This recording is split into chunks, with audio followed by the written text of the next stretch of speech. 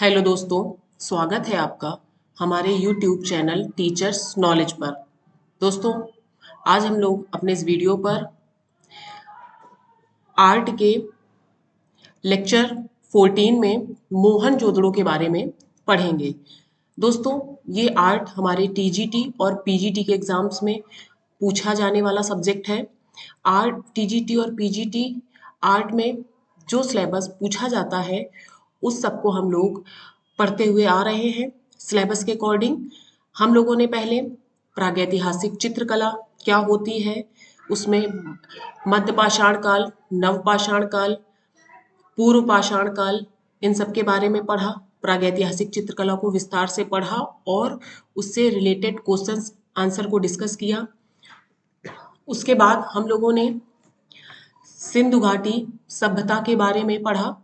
उसके अंतर्गत हम लोगों ने अपने पिछले वीडियो में हड़प्पा सभ्यता को पढ़ा था और हम लोग आज अपने इस वीडियो में मोहनजोदड़ो सभ्यता को पढ़ेंगे।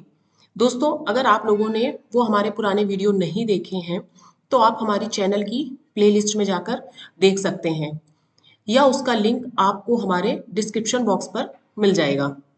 आइए दोस्तों, देखते हैं मोहनजोदड़ो कला में हमें कौन कौन से साक्ष्य कहाँ कहाँ से प्राप्त हुए। मोहनजोदड़ो की खोज सन 1922 ईस्वी में 1922 में हुई थी। इसकी खोज किसने की थी? आर.डी. बनर्जी ने। मोहनजोदड़ो की खोज आर.डी. बनर्जी ने सन 1922 ईस्वी में की थी। कहाँ पर? सिंधु नदी के तट पर। और वो स्थान कौन सा था? लरकाना। दोस्तों, जो सिंधु घाटी सभ्यता है या इसी को हम लोग सैंधव सभ्यता भी कहते हैं, यहाँ के जो लोग थे वे धातु से निर्मित मूर्ति बनाने की कला बखूबी जानते थे। मोहनजोदड़ो पाकिस्तान के सिंध प्रांत में सिंधु नदी के दाहिनी तट पर लरकाना अथवा ननकाना, इसी को लरकाना भी कहते हैं या ननकाना जिले में स्थित है। इसकी खोज 1922 ईस्वी में आर.डी. बनर्जी द्वारा की गई। दोस्तों, सैंधव सभ्यता का सबसे प्रसिद्ध स्थल कौन सा? मोहनजोदड़ो ही था। सबसे प्रसिद्ध स्थल कौन सा था? मोहनजोदड़ो। दोस्तों, सैंधव सभ्यता के दो ही स्थल सबसे ज्यादा फेमस है, हड़प्पा सभ्यता और मोहनजोदड़ो, जिसमें मोहनजोदड़ो सबसे प्रसिद्ध था। हड़प्पा से मोहनजोदड़ो की दूरी 483 किलोमीटर है। दोस्तों, मोहनजोदड़ो में पाई गई कई मूर्तियां थीं। इनमें से एक कांसे की बनी वृषभ की मूर्ति भी थी, जिसका विशेष रूप से उल्लेख है। आगे देखते हैं कि मोहनजोदड़ो शब्द का अर्थ है मृतकों का टीला या प्रेतों का टीला। इसका अर्थ क्या है? मृतकों का टीला या प्रेतों का टीला। हड़प्पा सभ्यता में मोहनजोदड़ो ही एक ऐसा स्थान था जहां से सबसे ज्यादा वस्तुएं ज्यादा मात्रा में प्राप्त हुई।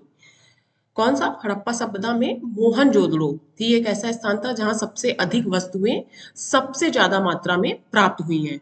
सर्वाधिक पशु आकृति युक्त मोहरें मोहनजोदड़ो से ही प्राप्त की गई हैं। सबसे ज्यादा क्या मिला है? पशु आकृति युक्त मोहरें। आगे देखते हैं, मोहनजोदड़ो में ही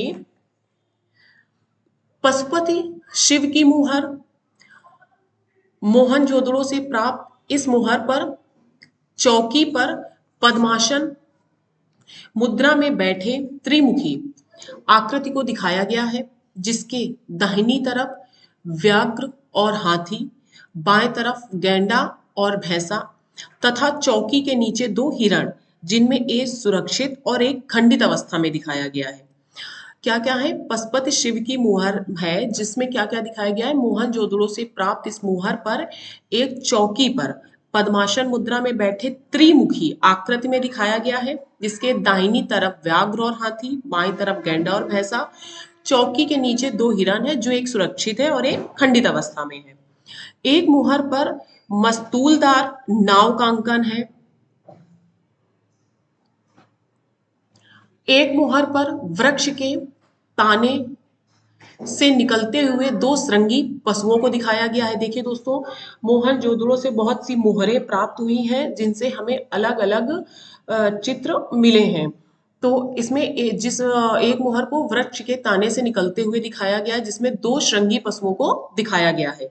एक मोहर पर एक अर्धमानव आकृति को दो व्याघ्रों से लड़ते दिखाया गया है और चूने की पत्थर की बनी भेड़ें और हाथी की संयुक्त मूर्ति मिली है। दोस्तों, मोहनजोदड़ो से ही एक कांसे की बनी वृषभ की मूर्ति पाई गई है, विशेष रूप से उल्लेखनीय है। यह एक भारी भरकम वृषभ आक्रामक मुद्रा में दिखाया गया। इसमें एक भारी भरकम वृषभ को आक्रामक मुद्रा में दिखाया गया है। यह जो है वो गुस्से से अपना सिर दाईं ओर मुड़ा हुआ और गले में एक रस्सा बंधा हुआ दिखाया गया है। यह मुहर भी हमें कहां से प्राप्त हुई है? मोहनजोदड़ो से। आगे है, कांसे की बनी लगभग 10.5 सेंटीमीटर ऊंची कांस्य नर्तकी की मूर्ति मिली है। क्या मिला है? कांसे की बनी 10.5 सेंटीमीटर ऊंची कांस्य नर्तकी की मूर्ति मिली है।